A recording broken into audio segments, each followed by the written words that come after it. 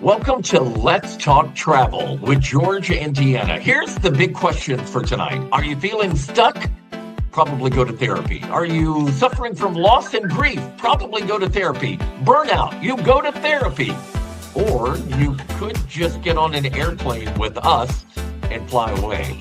There are a lot of new studies out that have been talking about therapy and travel. So we thought we'd bring in a therapist tonight. Katana is on the line with us. Tell us a little bit, first of all, about you and about your practice. You're in Houston. Tell us a little bit about what you do. So I am a licensed professional counselor here at Adamantine Psychotherapy and Counseling Services. And so we provide individual therapy along with group therapy, and we do immigration assessments here. And so we treat everything from anxiety to depression, any trauma, grief as well, ADHD, and autism, just to name a few. And probably she doesn't endorse my opening that jumping on an airplane would solve all of your problems. But we've been hearing about these studies, and a lot of people have seen it on social media. Travel can change you more. Travel can do for you what therapy has done or hasn't done, or all of that. So I guess as we start out, we've heard about all the studies. And just wanted to know, is there something about travel that can make the brain change a little bit? I mean, we've seen all this online. Well, let me just start. As a therapist, I have to say it doesn't replace therapy, but I can say that traveling shakes the brain up. So what happens is, and in a good way, so let's say we fall into a depression, we have that day-to-day routine, we know what our day is going to look like, we go home after work, we do the same things. What makes traveling such a therapeutic experience is shaking up the monotony. It's not the same thing. We're not doing the same thing. We are out of the rut, so to speak. We're out of the routine. And so we are learning something new. It's like that dopamine boost that we need versus the day-to-day life where we're just because if you think about it, even before you travel, you start to get excited. Hmm. We're excited when we do the shopping for it. We're excited when we're packing for it. Headed to the airport, you see it all the time. People are on social media sharing these experiences. And then we get there and all of this stuff. And so that's what it is. Because one thing I tell my clients who are depressed is you have to be intentional. Don't feed the depression. And to do that, you got to get up and get out. Well, you know what? We talk about that a lot too. That again, with just us, sometimes you get stuck in a rut. And for those of us, I'm recently retired. It was every day, 3:15, the alarm went off. You go to work, you do this, you come home, and it was fine. I liked it. I loved what I did as work, but it still was a rut. And you are absolutely right. There is something about looking forward to that next trip or looking forward to that first trip or whatever that does kind of shake the brain up. Oh, absolutely. I don't like all the shopping for it. That takes you out of a rut right away. So you're doing retail therapy as part of the therapy. Okay. So no, I find it interesting because again, we've had so many people that have sent us the social media things and said, oh, this sounds like us or whatever. But if somebody is stuck, if somebody is maybe suffering a little bit from depression or feeling in that rut, what is like that first step? You talked about being intentional. What is that first step you would tell people to do? So the first step is the acceptance and admitting. I can't tell you how many people come in and they say, oh, I feel a little sad. I think I'm a little depressed. And so what they don't realize is that their baseline has been flat for so long. We've been in that rut for such a long time. We don't even recognize it anymore. And so when it comes to something like you say, burnout, the interruption of it, but the first step is admitting. We don't usually admit something until we're already down in it. No one says, hey, I'm headed to burnout. I'm headed to depression. No, no. We're already depressed, down and out, exhausted, can't get out of bed, burnt out. The thought of going to work is just, I don't want to, I'm sitting in the car 10 minutes and don't want to get out. And so the first step is the admitting, and the second step is the plan. Mhm. Okay, all right. The plan. So talk to us about the plan. What's that? What does that look like? So after we admit, oh, okay, I think I've sunk down, or I think I'm at burnout, or I feel overwhelmed with just what's happening in my life, because life is so fast now, right? And so the plan would be, what am I going to do? Am I going to take if I can't afford to take a week-long trip? I know you guys go out of the country, you do all these amazing things. What if I can't do that? What if I Mhm. don't have the childcare? I don't have this. I call them staycations. You can do staycations. You can do small trips. If I'm in Houston and I want to go to San Antonio, Austin, Dallas, I'm still within Texas. I still can drive there, spend the night, and come back. You don't realize how overwhelmed you are until you get somewhere else where you can actually breathe, think, feel. And Mm. then you're like, oh, man. You know, that first day you get there, you talk about the stuff you're going to do, but you end up not doing much of anything that first day. Exactly. Right. Yeah, that's It's exactly like it. Yeah. jet lag, but for your Yeah, brain. yeah, Yeah. exactly Yeah. right. So, And we put it off on traveling. But guess what? If we were at home, we would have been working just as much, right? hmm hmm Mhm. So Yeah, what that that's true. is my body regulating to where I am now, and I finally can embrace that exhaustion. So I hear that people should plan ahead and travel before they get burned out. So just like therapeutically, you should travel all the time, right? You should just skip work, right? Yeah. Yes, actually. Yeah. Well, I we talk about it. I'm sorry. We talk about it a lot, though, with people that we know, and so many of the people that do travel with us on the trips across, to Europe or whatever, are also people that do exactly what you're talking about. They take the weekend and drive, to the Rio Grande Valley, or they go down to the coast, or they do whatever. They're always out there doing something. Because I think travel, like you said, it does break those old patterns, doesn't it? Mhm. Absolutely. Absolutely. So you think about it, we encourage people in a therapeutic setting to date themselves, to get out once a week, right? We do things as a couple, sure, but we're talking about individual, because when you go to therapy, you are alone. And so Mhm. we want you to do that once a week. So we also encourage those outings. And when I say outings, well, I can go to dinner on a Wednesday, I can go to the movies on a Tuesday, but if I want to go to a winery, we go to Fredericksburg here, not too far from Houston, and they have all these wineries. I might do that for the weekend and try different wineries, right? I've broken up what I normally do. My brain wasn't expecting it. Like my body wasn't expecting it. I'm doing something different. I had something to look forward to. I'm going to try new wines. Who doesn't love to try new wines? I'm going I'm going to do different experiences. A winery is usually beautiful and they can be a lot of fun. I always say I'm learning how to swivel it around in my glass and the smell of it and all of these things, and really enjoying the experience. And then when you come back from vacation, you feel good. Yeah. If you're like me, you're tired because you did too much on vacation, but it's not the same kind of tired mentally from going to do the work every day. That's more of a physical exertion because I've just been on the move so much. There's a Mhm. very different tired.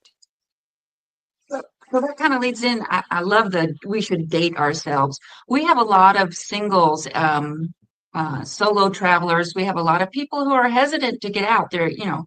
They've been in the workforce for a long time. They've done everything as a group or as a couple or whatever. And now they want to get out.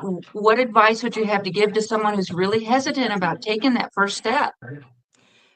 Start small. When it comes to dating yourself, we do small stuff because I have had people who have never even been to dinner by themselves, let alone went Wow. to a concert or a market I love to go to a market by myself. Nobody's there to rush me like my husband. No one's checking how much money I've spent just because I went to the car and dropped bags off and went back. So, but being able to do those small things, and then you take yourself on that small trip. And then the next thing you know, you go a little bit bigger, a little bit longer. And that doesn't mean that you still can't do the excursions. That doesn't mean that, I can't go to some beautiful place and just frolic because I'm alone. And we have to learn to be okay with being around us and being able to take off the mask. Being with ourselves. I think Mhm. that's good. It's been interesting because we feel like, again, our mission, if you will, is to help those people like Deanna was talking about that are so hesitant. And we've had so many success stories, I guess. I mean, we've had people that have said, "Hey, I've never traveled internationally, but I've always wanted to go to Italy, or I've always wanted to go to, this place or that place." And they take that first trip with us because we always say, you might be traveling solo, but you're never alone. And I Mhm. think we offer that kind of that buffer step, if you will. Mhm. Hey, you're going to be in Europe, but you're going to be surrounded by people. You can hang out with us as much as you want to, or you can go off on your own and go to a market or go to a museum by yourself or whatever. And then we've seen so many of those people that take that first trip or that first couple of trips. And then they come back and they call Deanna. We had one lady who called her and said, "Okay, I'm going to go to Greece all by myself. And will you help me It's just kind of lay out the itinerary?" And it's like you love to see that. And that's honestly Mhm. when we started seeing these stories about how travel does some of the same stuff as therapy, we were like, that's so true. We've seen it in our people. And Mhm. I think that sometimes that intermediate step can really be helpful, correct? Absolutely. And I know when you and I talked previously, I mentioned like I would love to do this.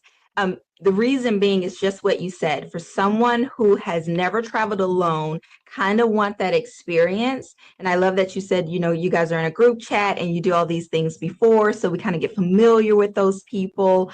But I have the autonomy to go off if I want to. I have the autonomy to still explore. So it gives me that cushion of not being alone, but still saying no one in Jatana's immediate circle is there. And so Yeah. that's the branch off that we want. That's the shaking of the brain that we want to give you something different. And the beautiful thing about traveling is sometimes we're consumed by our world. I don't know if you've heard it when they say H Town strong, Texas strong. We have all these things where people love where they're from, and that's beautiful. But traveling gives you an opportunity to see just how big this world is. Mhm, mhm. And it really helps put your stuff in perspective. Like, okay, maybe that breakdown I did at lunch wasn't as bad as It I wasn't as thought bad it as I was. thought. Yeah. What do you say to people that have also told us, I feel like a different version of myself when we travel? Mhm. Is that true? I guess it is kind of a different version of us, right? It is. As you continue to, well, you have to keep in mind too, when you went to Vegas at 21, I Yep, I remember. We do that? That's not what. Now, when I went at 31, I was bungee jumping off the side of a building in old Vegas. And so, as you start to get older and your interests change, you are a different person. And the same thing happens when traveling. What I used to like to do when I would go, even just going, I remember when Cancun was the big thing when I was growing up. Oh my goodness, to turn 21 and go to Cancun. Now I couldn't imagine at 45 going to Cancun. I want something a little bit more quiet, a little bit more reserved, right? I don't want that kind of resort. And so, but it gives you that space to kind of breathe, be yourself. I know I worked in corporate before I became a therapist, and there's a certain expectation of behavior, of look, of personality. We mask sometimes. Even if you don't feel good and you have that meeting, I still have to go in and kind of put on for the meeting or, show up in a certain kind of way.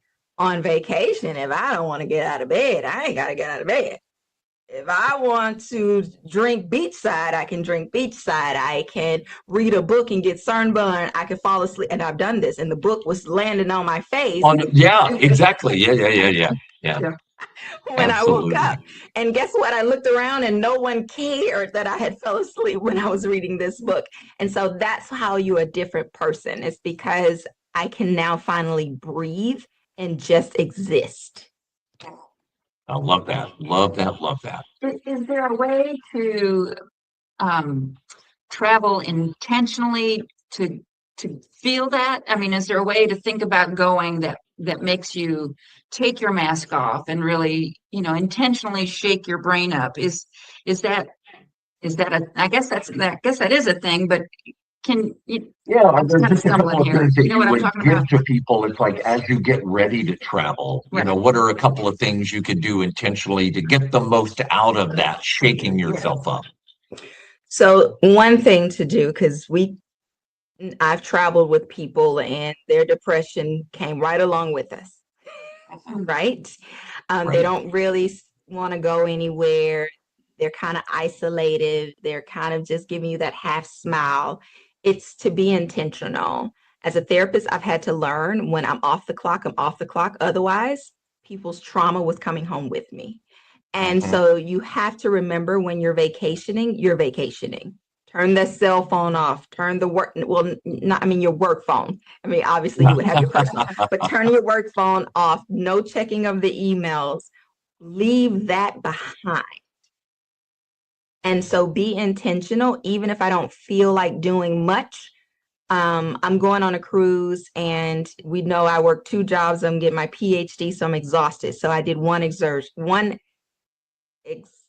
Excursion. Yeah. excursion. I'm doing one excursion. The rest of the time, I just want to exist on the boat. Okay. And so maybe having a plan where I might go to the museum, but I don't want to spend all day at the museum. Right. Just look at a couple of pieces, kind of get the experience, look at, and then when you feel yourself starting to sink, your emotional social battery coming down, go back and recoup. And so that's one way you can get the best out of it. If it's one of those things where I'm being intentional, I know I'm depressed, but I need to shake things up. Don't feel like when I get there, I need to pretend like I'm so happy. That doesn't work. But being intentional as to not just, I went now to Europe and I haven't tasted any food, I haven't done anything. So remember, we talked about some of your people maybe have an accountability partner. Hey, I'm going through something. So if you see me sitting in my room a little too much, knock on the door and invite me to lunch, brunch. Come out with just one of us for one activity, and then we'll leave you alone. And so that's being intentional and getting the best out of it, even though we might not feel the best. Over time, we train our brain and it gets better. I love it. Katana, you've been so wonderful. Thank you. And again, we are not recommending travel over therapy, but it's been interesting for us as we kind of dug into some of this, the parallels between the two, and you have highlighted them beautifully today. So thank you so much. Tell people again, if they're watching in Houston, we have a lot of folks that travel out of Houston. Tell us again where they can find you and how to get in touch with you. So you can find me. I have a website, Adamantine Psychotherapy. I'm licensed in not only Texas, but Florida and Alabama. So, and then you can reach me on all social media platforms. All right. And we'll link up those in the comments too tonight. So kind of a different episode for us tonight on Let's Talk Travel, but I think an important episode. And I think it hits at what we do. Oh, absolutely. I mean, we have been so interested in reading up on this and finding here are things that we already did naturally, but I feel like that's really what sets us apart from just going on a trip or just joining a group and going along. I feel like those things that we've been doing kind of naturally already feed into this. So Absolutely. Thank you so much. And I just want to acknowledge you for what you do, because I know that a lot of that probably does come home on you. And all of us out here appreciate those in your position and what you do. And I just want to acknowledge you for stepping out and being with us on the show tonight. I know this is not your comfort zone, so I appreciate you stepping outside of that just a little bit. Thank you. I appreciate you. Thank you for having me. I enjoyed. Thank you.